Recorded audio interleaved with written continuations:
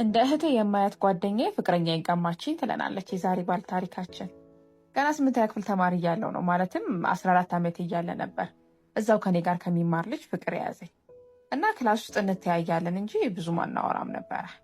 ከዛ ግን በጊዜ ሁኔታ ሪሌሽንሽፕ ጀመረን እና ወደ 9ኛ ክፍል አልፈን መማር ቀጠለን።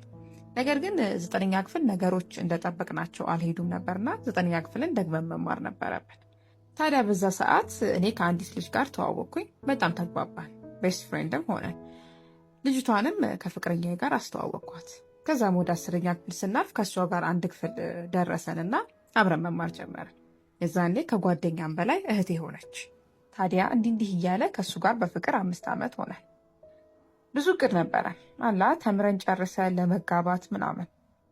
ነገር ግን በዚህ መሀል የእኔ ቤስት ፍሬንድ እና እሱ ብዙ ጊዜ አብረው ያሳልፉ ጀመር። ኢቨን ሰፈር ውስጥ አብረው አገኛቸዋለሁ። ነገር ግን እኔ ምንም አላልኩም ነበረ።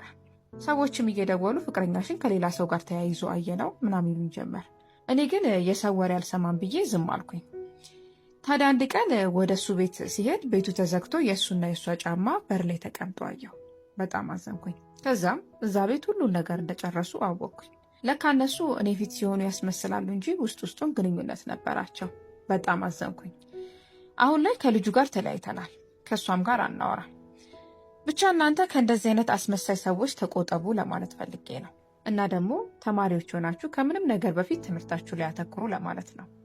እስኪ እናንተ በእሷ ቦታ ብትሆኑ ምን ታደርጉ ነበር? ሀሳብ አስተያየታችሁን ኮሜንት ሴክሽን ላይ ያስቀምጡላት። እና ደግሞ አካውንቴን ፎሎ ማድረግ አይርሱ። አመሰግናለሁ።